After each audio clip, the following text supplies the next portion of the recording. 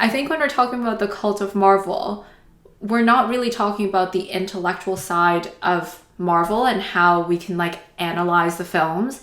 I think it's more about like the social, cultural relationships that we have with Marvel. Because, and I think that's also pretty similar with most of Disney as well. Like when we're talking about Disney, we're talking about Disney princesses and how that affects our culture and our society and children, femininity. And so I think it's hard to just like analyze Black Panther without talking about the effects of Marvel as a whole on pop culture.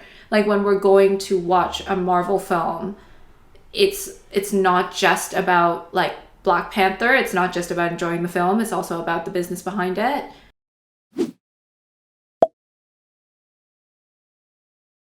Yeah, it's tricky because like when we watch these movies, we're thinking about how to talk about it within the context of the podcast, so we kind of do intellectualize it in that way. Like I'm always taking notes, I'm thinking about my ideas, I'm reading articles after, which maybe it doesn't make the viewing experience less enjoyable, but I don't think that that's like how most people watch movies. Like they're not taking notes on their thoughts and the themes of the movie that they watched. Maybe they'll read an article after if they want to like understand or elucidate some of the ideas, or if they didn't understand something. But I don't think that they dig too deep into it as we are doing. And even the fact that like we are analyzing Marvel movies, like maybe they just don't stand up to analysis. Like maybe a Marvel movie is not as likely for someone to have written like a university level essay about it, analyzing the themes, as another movie. Yeah, because a lot of the times I think Marvel is such a big part of the film industry. Yeah. Disney is a big part of the film industry. And so there's actually a lot more kind of the behind the scenes that's interesting about Marvel, or behind the scenes in terms of like how we feel about Marvel movies and how it shapes society. Because they're just the sheer quantity of Marvel superhero movies, Disney princess films, it means that every person out there has encountered at least one. And so we actually do end up, it does shape our film experience. It does shape kind of like the society in like the kind of like a subconscious way, perhaps, just because it's like there. Yeah, I didn't think about that, but I think maybe that's why I try to avoid Marvel movies for the most part. Like, I don't watch the trailers. I never go see them in theaters. I am like, I don't want to be influenced by them somehow. I don't know what I think that like Marvel movies are going to do to my subconscious, but I just like, I don't want the idea of like a superhero storyline to be embedded in my brain. Like, yeah, I can understand that. And perhaps also subconsciously you and I both know that it will come into our lives anyway. Like if I go and watch a film with a friend, I think the probability of watching a Marvel film is higher than me just going to watch a film alone. Because it's like it crosses a lot of different people's interests, and I think it works that way. That's just the point of a Marvel film, is that it is for everyone. right. And I think that's great, but at the same time there's kind of responsibility, just like with Disney princess films or with any kind of like big franchise. If it crosses everyone's radar, then I think it has a responsibility to be maybe slightly thought-provoking or somewhat challenging. Mm-hmm. And I get that also Marvel is a big business and it's driving a lot of traffic to theaters, which is a good thing.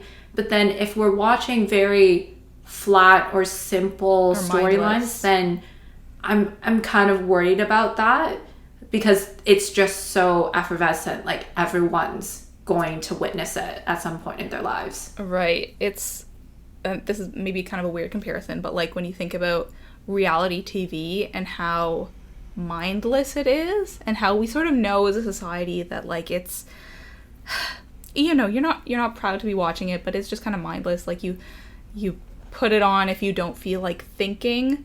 Yeah, I do maybe worry about the effect that could potentially have on society. For society, people who are only consuming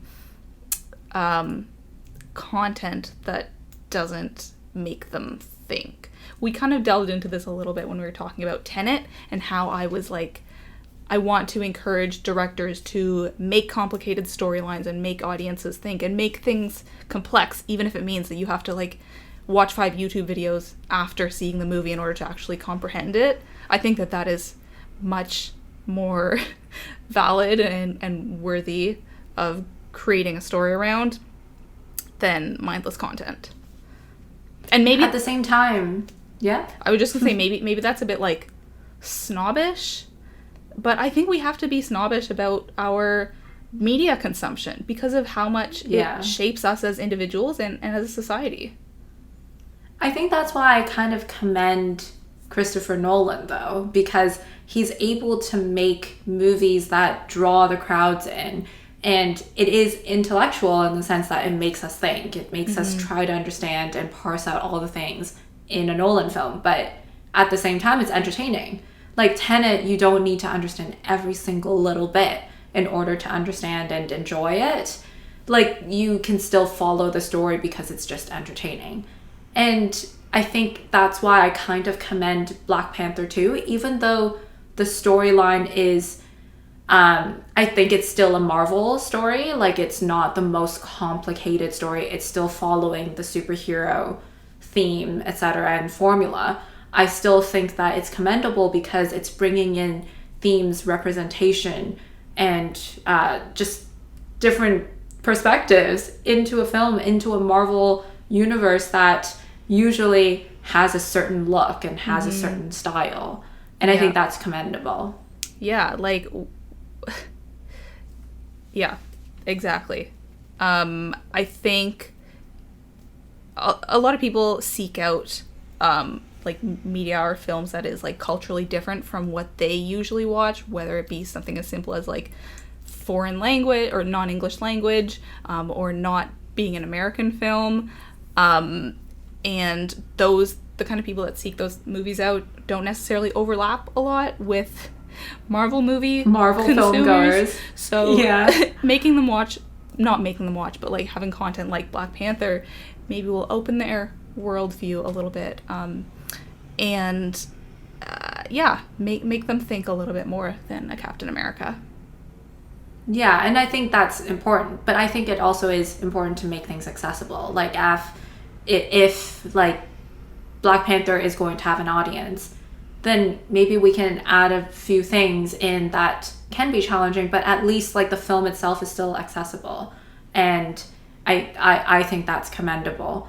But actually speaking of like the types of audiences that are for Marvel, I think you mentioned not like, we probably are the type that will find things that are challenging and will want to go see films that will be intellectual and make us think.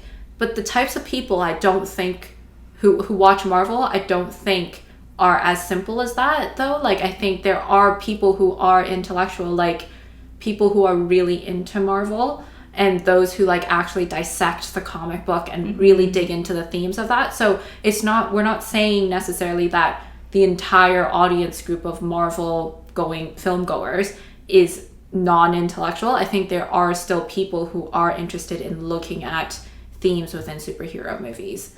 And then there are, of course, people who are going to see a Marvel film because they want to see the explosions, they just want something entertaining. And that's okay too. Like, I think films can still do that and still be successful in that, at fulfilling that particular purpose.